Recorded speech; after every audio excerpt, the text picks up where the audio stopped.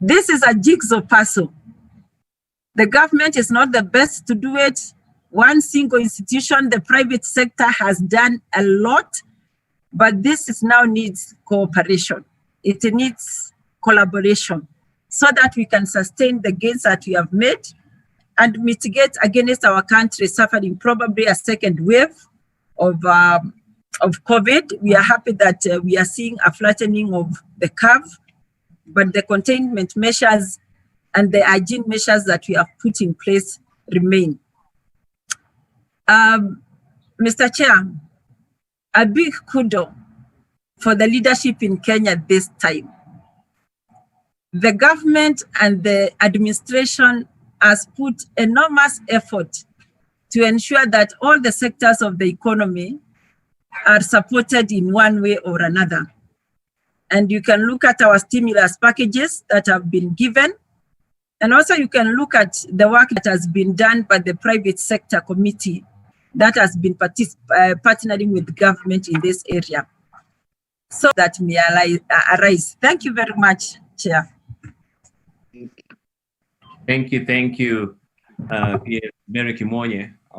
Yes, the very extensive and salutary work that the government is doing, especially in these story times that we're living in with COVID-19. Huduma Popote, it's a good initiative. So at least we know this is a very nimble way of working because people also want to have the social distancing protocols observed as well. Build back better.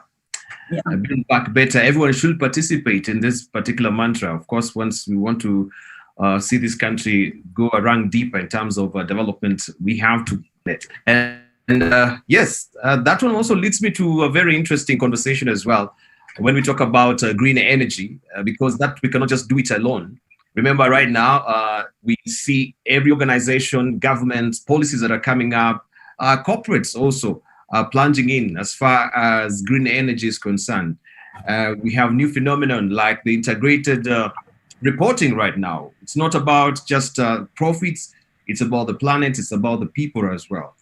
And I do within the energy sector, just as Dr. Patrick Torobe always says that the future of finance is green, I believe also the future of energy is green, right? When we talk about renewable energy, right?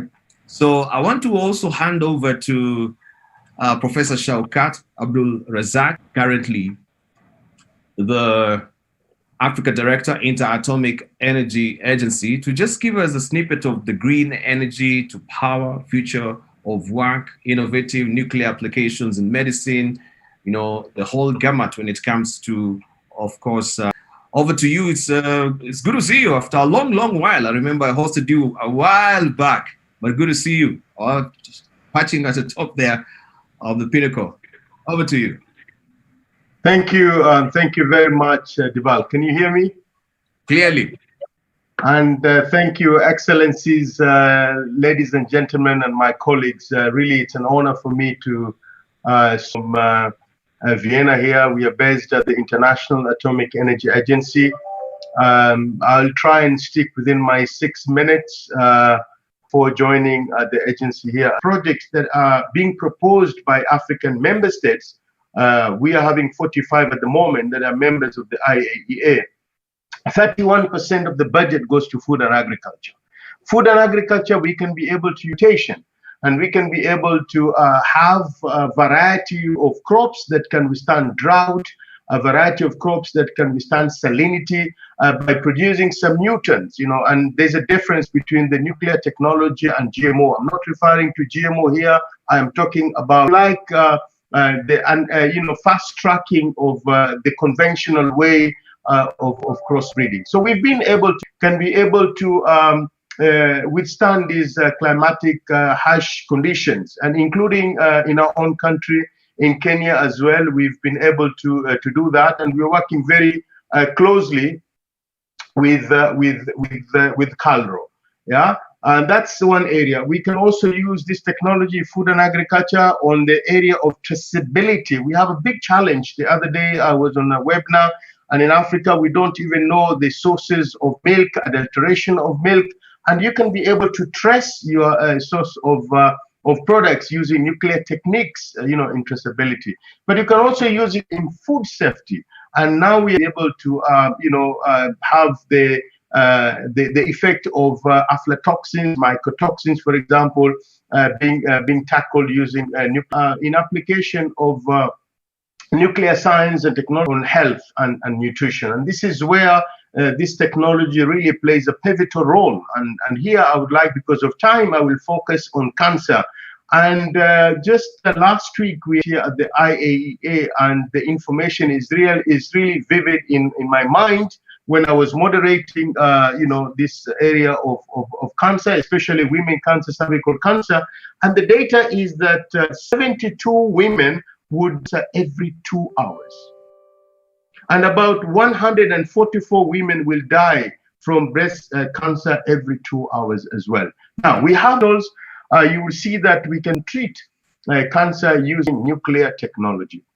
Discussing about Kenya here, we have assisted Kenyatta National Hospital. Soon we are going to, with the LINAC machine, and their expansion coming up in Mombasa, Kisumu, Nyeri, and other places. So you can see this technology can also be of good use as far as health is concerned. Stunting in children under 5, and is a big issue in Africa using nuclear technology.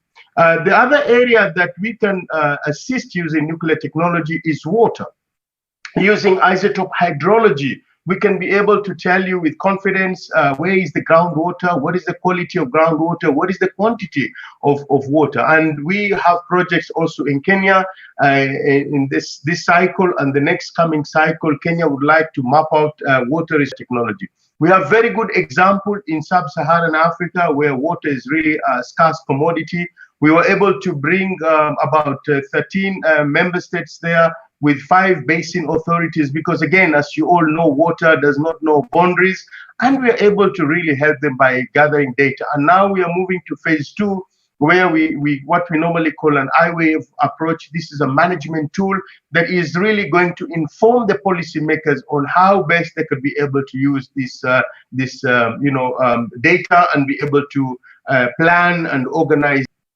Nuclear technology can also be used in industrial application. Non-destructive testing is another area that we use this nuclear technology. It can be used in piping, oil,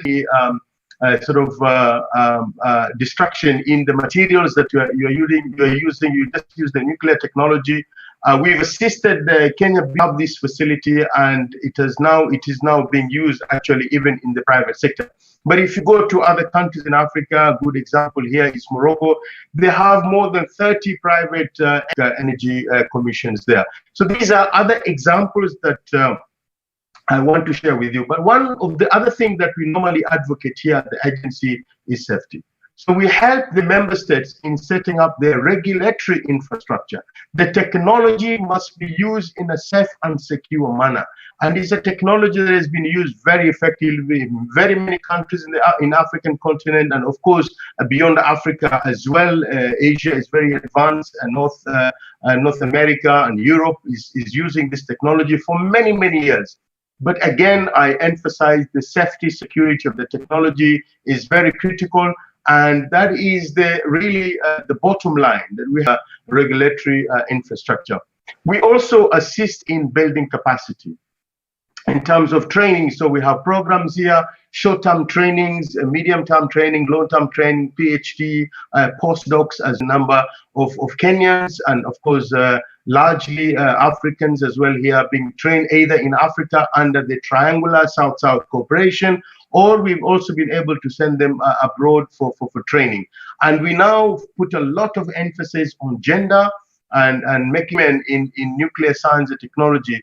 As you all know, women are really underrepresented generally in STEM, science, technology, engineering, science, technology, innovation. So we put a lot of emphasis also to be able to get more women. So we have very good programs for gender. In fact, at the agency here, I'm one of the gender champions here, promoting women in science.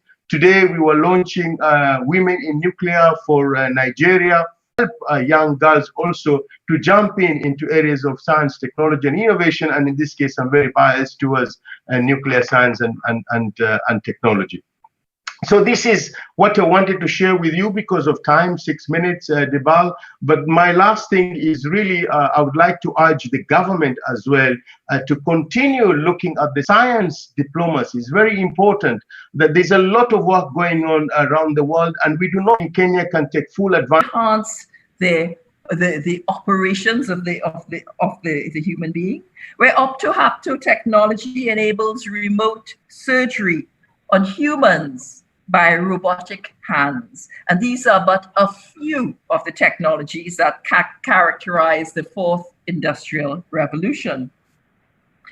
So if the advent of the fourth industrial revolution has not yet captured your imagination or your attention, there's no doubt in my mind that COVID-19, this pandemic, has. Because this little virus has turned the entire world upside down in a matter of mere months. And we have been forced to embrace information and communication technologies in very practical ways to enable us to continue to function and operate. And I think the PS gave an excellent overview of what the government was able to do in this environment to ensure that the functions of the government kept function and running. And I think the PS and suddenly the imperative for in-person, face-to-face interactions, that is kind of evaporating. People are working from home. People are meeting online. Children are being educated using the technology of the day.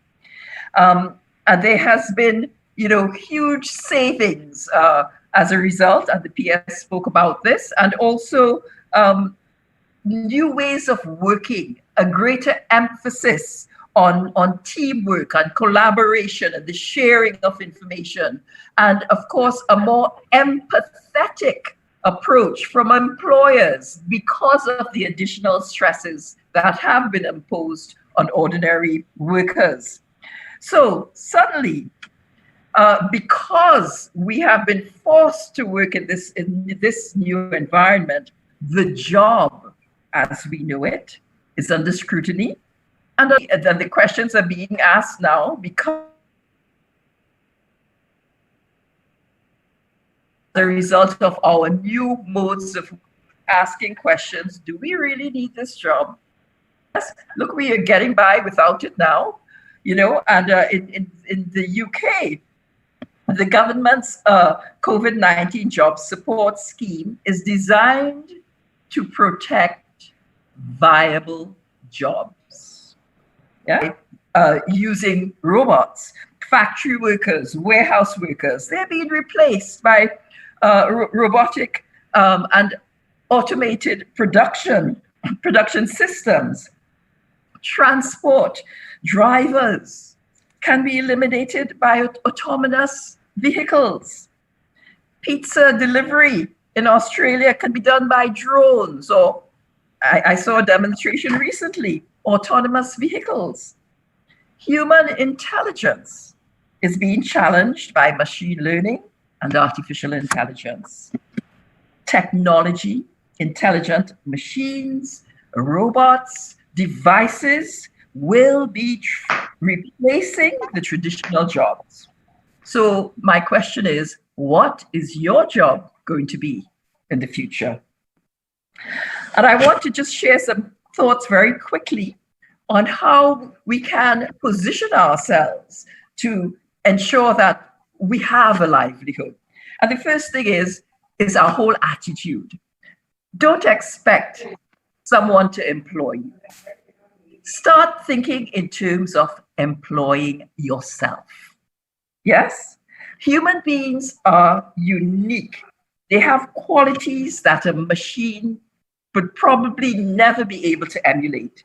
So we need to focus on the human, on the cultural, on the national attributes that make us unique. Don't expect someone to use the technology available. Start thinking in terms of to leverage employing. And I want to give an example Yes.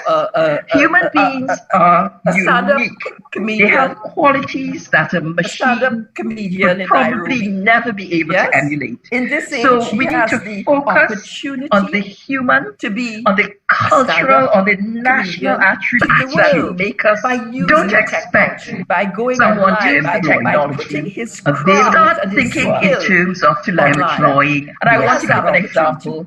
Right? So creative industries present a wonderful opportunity as people are replaced or displaced, for want of a better word. They're going to have more free time on their hands. They want to be entertained. And so you may not be able to step out because COVID-19 is with us. They're going to go online.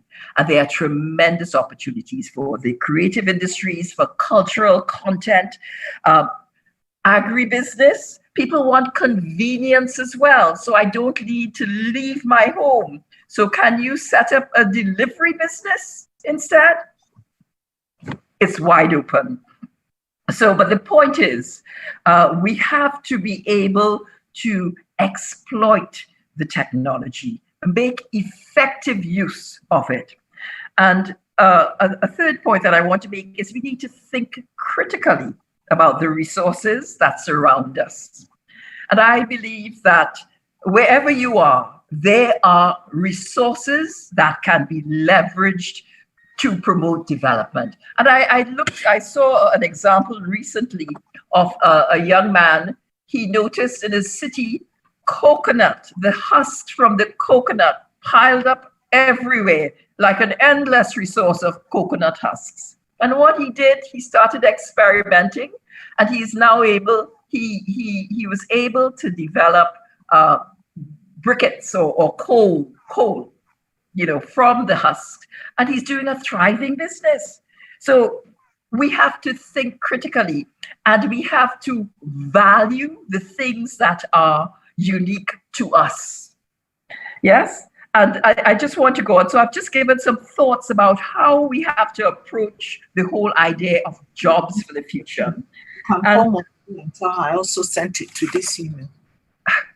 Okay, and the education is going to be important. Science and technology, we've heard about it. Yes, absolutely. Encouraging women, definitely. Coding, multimedia literacy, all very important. There's a wealth of online resources for developing new skills, but governments also have a role to play. They must do their part in creating an enabling ecosystem in which good ideas can be nourished and cultivated and into sustainable revenue streams. So those are my few thoughts. And my concluding statement is that many jobs of the future have not yet been defined. And therefore, I go back to the point of critical thinking, looking at what you have around you and how you could use the technology to exploit those resources. So since many jobs of the future have not been defined, this is our opportunity to create them. And that process, critical thinking, yes, planning, yes, but above all, acting on our plans. And with that, I thank you. Thank you. Thank you very much, Madam Bernadette Lewis. And congratulations on your new assignment. Your work is cut out for you. One of the things that I wanted to ask really was you've had to move at also great speed, working remotely from Trinidad and Tobago and not reporting in London. And organizations, as you said, have had to move into full automation without preparation, but they had to make it work. But can we talk of also too much digitization? Too much digitization. Yes. Yes, and I want to go to the whole aspect of the human element, right? We live in a hyper-connected world, right? And it is because of digitization. Therefore, we have to put measures in place to ensure, for example, that the rights of human beings, their property, is respected. We don't want to be in a hyper-connected world, but you find people in isolation as a result. Yes, we are in, and you talk about interconnectivity, yes? And people, we lose the touch, the human touch of engaging. And I think I had mentioned earlier, we need to be empathetic and really understand the potential impact. The PS earlier spoke about the mental health issues, right, as a result of this sort of isolation. And we have to be very careful that as we embrace the technology, we put in the safeguards so that that human element is maintained, so that we don't lose the common touch, that we don't operate in such a way that we lose sight of the human being. And the whole notion of too much digitization, I don't think it is a case of too much digitization per se, but not putting the safeguards in place to protect the individual, to keep them safe, right? To keep them connected and engaged, to keep them contributing to the society as a whole. And yes, people are going to lose jobs, but there are tremendous opportunities for new types of jobs. And this is why I'm saying the critical analysis of your environment and what you can do as an individual, and leverage those human elements that you have. Yes, that is what we have to focus on. Thank you. I hope that answers your question. No, you've touched on a number of things that we could actually spend a lot more time just unpacking, but really very, very nice information, and welcome again. Allow me to introduce our next panelist, who is the chairman of Toyota Kenya, Ambassador Dennis Awori. Ambassador. Thank you very much. I will try and share some slides with you, but if I fail, I'll just very quickly go through what I was going to say. First of all, thank you for inviting me to talk at this important webinar. I'm talking from Nairobi, from Toyota Kenya. It's pouring heavily, which is a good thing. And I'll be talking basically about what Toyota has done to embrace the fourth industrial revolution.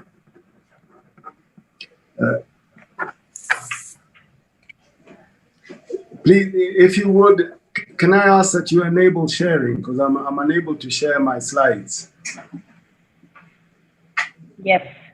Peter, if you could make our honorable guest a co-host, I believe he'll be able to share his screen then.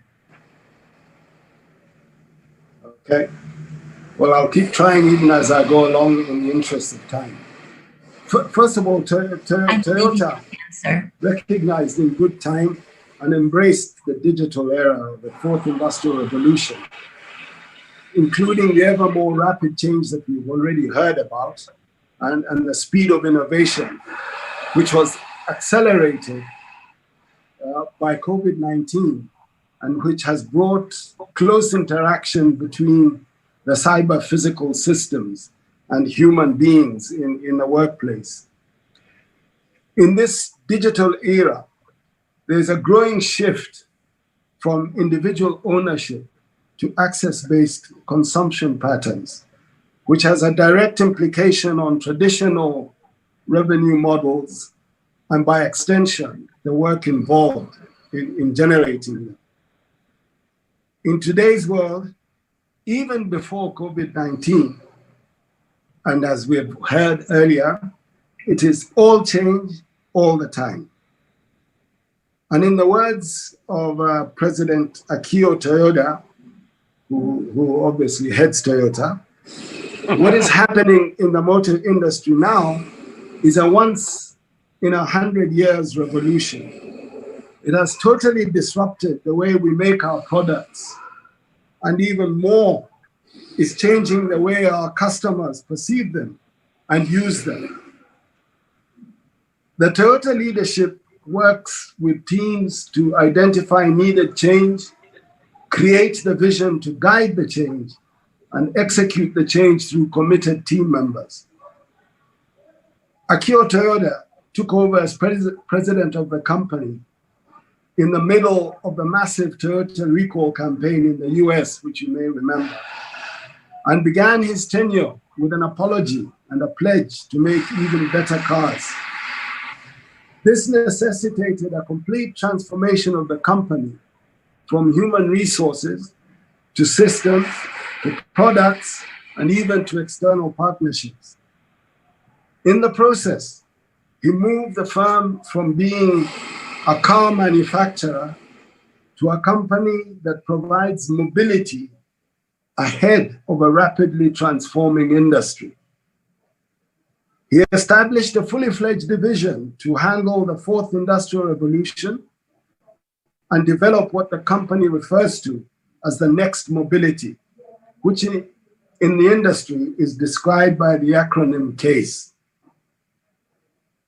C in this acronym is for connected, and I think it was mentioned earlier, a convoy of trucks connected through technology with only one driver at the head. Vision to handle the fourth industrial revolution, again mentioned and develop earlier, what the company driverless cars that take the next safely to your destination with no input from you, is described by the acronym. And S is for sharing, as opposed to individual ownership. In this acronym is for connected, where you have access to a vehicle when you need it, for as long as you need it, and no longer. And E, as in electric motors, as opposed to fossil fuel powered engines, in the interests and in support of the environment. Next Mobility brings all these elements together. And the first thing about Next Mobility is the recognition that Toyota's competitors are no longer VW, Ford, GM, Mercedes, Renault, etc. But instead, its competition is now Microsoft, Google, Tesla, Apple, and recently Sony. The new division at Toyota is not working alone and has formed partnerships with technology companies such as D-Wave, which does quantum computing, SoftBank, a telecommunications company, Grab, the Southeastern Asia equivalent of Uber, and Nuvve, a virtual power plant company, and many, many more. From mobility as we know it, Akio recently announced plans to build the Toyota Woven City. This is a fully connected ecosystem powered by hydrogen fuel cells, which will integrate people, buildings, and vehicles, all connected and communicating with each other seamlessly in a totally green environment, utilizing mainly autonomous technology. In addition, he announced further plans to expand into the commercial production of flying cars for fast, green, and affordable air transportation to deliver freedom of movement everywhere, on land and now in the sky. The fourth industrial revolution has brought many changes to Toyota, right from the way we manufacture using the Toyota production systems. They're very famous, but which now utilize AI and robotics extensively, all the way to the supply of total mobility that is heavily dependent on technology platforms. Here in Africa, we have not been left behind. We have brought technology into our vehicle distribution outlets, primarily in the sphere of customer service and our workshops. And even in our training now for technicians, you will find that they spend as much time in computer labs as actually working on the repair and service of vehicles. We have also set up a company called Mobility 54, where 54 refers to the 54 countries of Africa, which invests in and supports startups with innovative technology-based mobility services platforms in the areas of logistics, public transport, ride-hailing, fintech or finance, and connected or electric vehicles. Among such companies that we have invested in include some here in Kenya or in East Africa, like Sendi, which is in the last mile logistics field, Tugende, which is in the finance, Teleman, data integrated, and so on.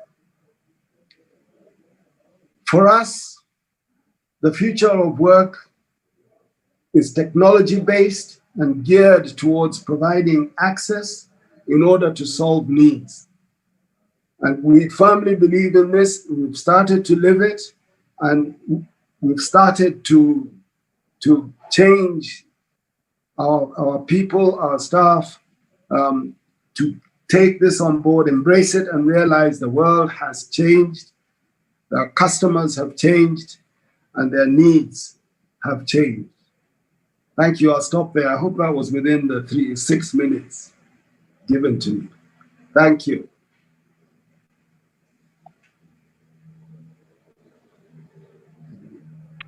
Thank you very much, Ambassador Worry. That was really insightful, interesting. Mr. Toyoda of Toyota. That's right.